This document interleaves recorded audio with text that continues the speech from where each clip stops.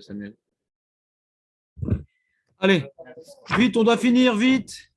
Vite, vite, vite, vite, vite, vite. On a donc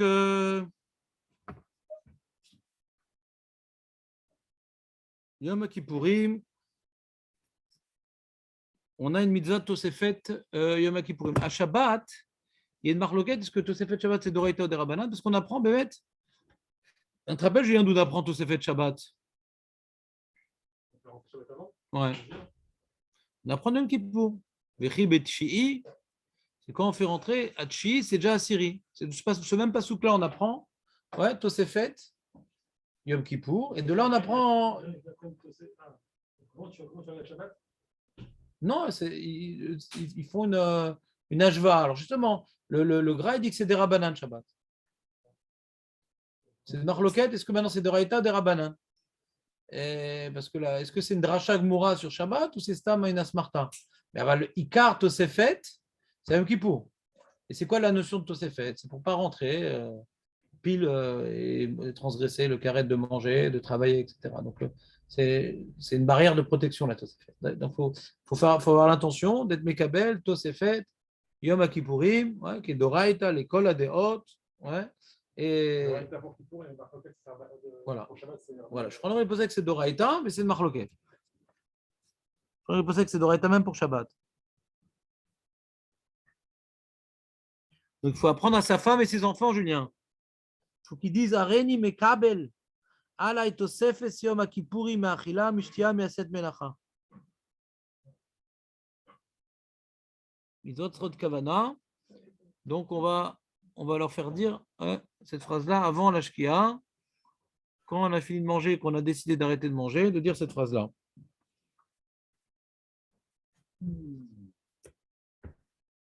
On a dit cela. Non, c'est une vérité. Pourquoi? De quoi tu te mêles, toi? De quoi tu te mêles? Comment? Je m'en fous de ton coup. Samuel. Ok? Tu as 10 ans de moins que moi, tu me dois. 20 ans. Ok? Samuel.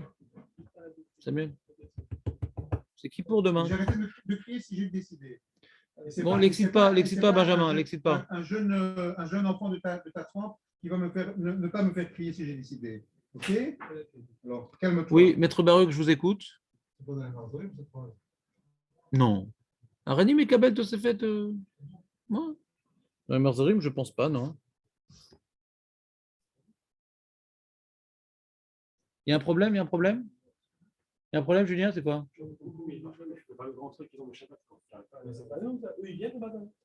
C'est quoi, il ne marche plus? Il n'y a plus d'eau dedans? Il y avait de l'eau, mais en dessous de la résistance. Il faut remettre de l'eau? Le grand. Tu as remis de l'eau? Oui, il y a une protection. Hein. Oui, il y a une protection. Alors, donc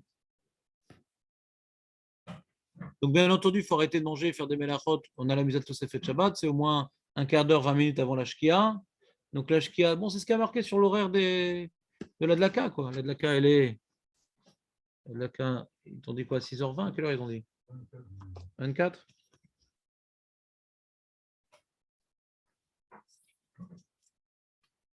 Donc non, 6h24, on a arrêté de manger, on a arrêté de faire des melachot pour accomplir la mitzvah. C'est quand même dommage pour de rater la mitzvah d'Oraïta, de Tosefet. Donc pas, il me reste des minutes, non. On va essayer de bien s'organiser pour allumer les nérotes, pour que tout soit bien prêt comme il faut, pour éviter de déborder sur la mitzvah de Tosefet Yom Kippour. Après qu'on ait mangé le Birkat Amazon, ouais, il y a une marloquette. D'après Ashkezim, il y en a qui sont marmir que quand tu as fini Birkat Amazon, c'est comme si tu étais Mekabel le Tzom. Ouais. Je crois qu'on n'est pas posé comme ça, mais si on veut être marmir, on va dire que quand tu vas faire le Birkat Amazon, mais je ne prends pas sûrement encore de prendre le Tzom. Si tu as envie de prendre un verre d'eau après le Birkat Amazon, tu pourrais encore. Ouais. Parce qu'il y a une marloquette, si tu n'as rien dit, est-ce que tu es Mekabel le Tzom? Tu me suis ou pas? Voilà, je suis sauvé par le bon Rav. Si j'amène l'argent à 10h30, ma femme est rentrée à 10h22, je peux encore. Ça sera au milieu du jour. Je ne sais pas si on va faire les caparottes au milieu du jour. Ah, ça a marché? Pour 11h25, c'est encore possible. Peut-être, on verra. Bon, je vais chercher l'argent. Tout ça. Je ne veux pas me prier sur mon ami Benjamin, que j'aime énormément, donc je m'excuse publiquement.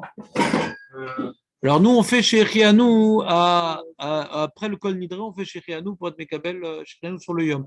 La femme qui ne vient pas à la synagogue, elle va faire au niveau des Nérot. Ouais, bien que le Minak, c'est pas faire chez Rianou à Yom Tov sur les Nérot pour les femmes de nos jours, elle se trompait avec Yom Kippour. Et Yom Kippour, par contre, elles vont oui faire chez Rianou sur les Nérot. D'accord? Oui, elles vont oui faire chez Rianou sur les Nérot. Quand est-ce que tu veux qu'elle fasse? Elle vient à la synagogue, ta femme? Bah, si elle vient à la synagogue, elle va écouter le Cheikh Yanou et s'acquitter du Cheikh Yanou de la Tfila.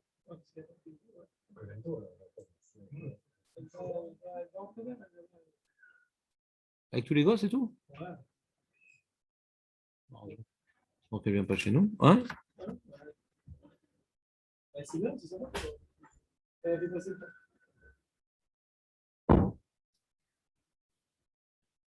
Il faut que tu dises qu'elle a Kavana qu'on dit Cheikh Yanou de s'acquitter. Si elle n'a pas entendu, elle devra faire Cheikh Yanou.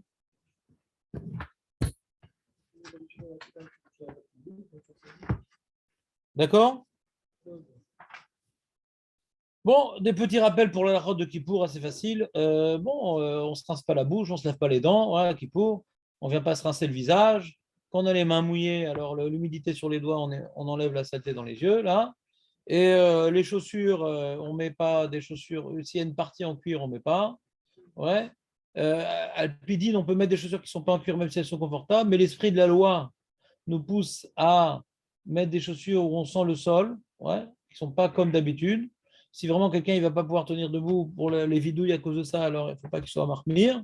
Mais si maintenant on supporte, ouais, des chaussures moins confortables et qu'on peut faire kippour comme il se doit, l'esprit de la loi, à l'origine, c'est un inouï de ne pas mettre des chaussures en cuir. Ouais. Ce n'est pas juste qu'il y a un problème avec le cuir. La preuve, c'est que si tu mets une ceinture en cuir, il n'y a pas de problème. Si tu t'assois sur un divan en cuir, il n'y a pas de problème. Le problème, c'est les chaussures en cuir qui apportent un certain confort et protection aux pieds. Parce que le cuir, il y a deux, il y a confort et protection. Ouais.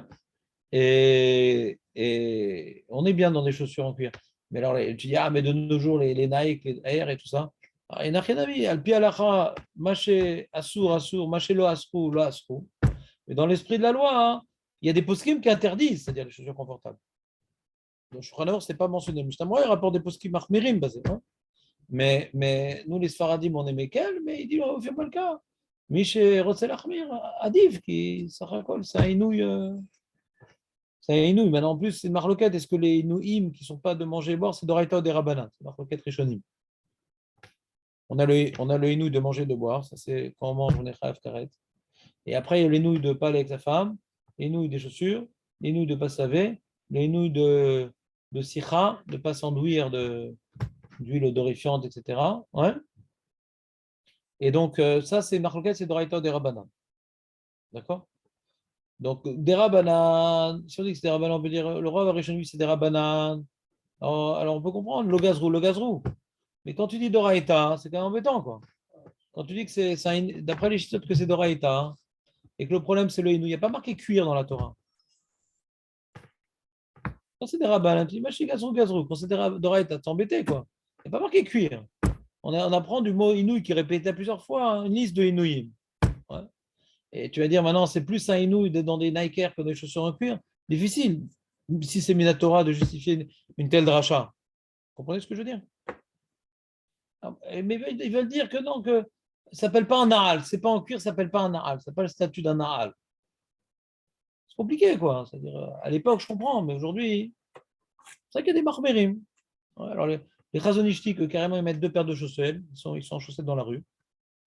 Ouais.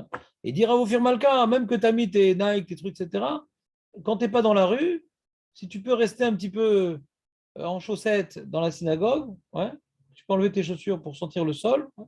Chaque moment que tu fais ça, alors tu gagnes le henouille d'après ces chaussures-là. Ouais. Elle te dit comme ça, elle te dit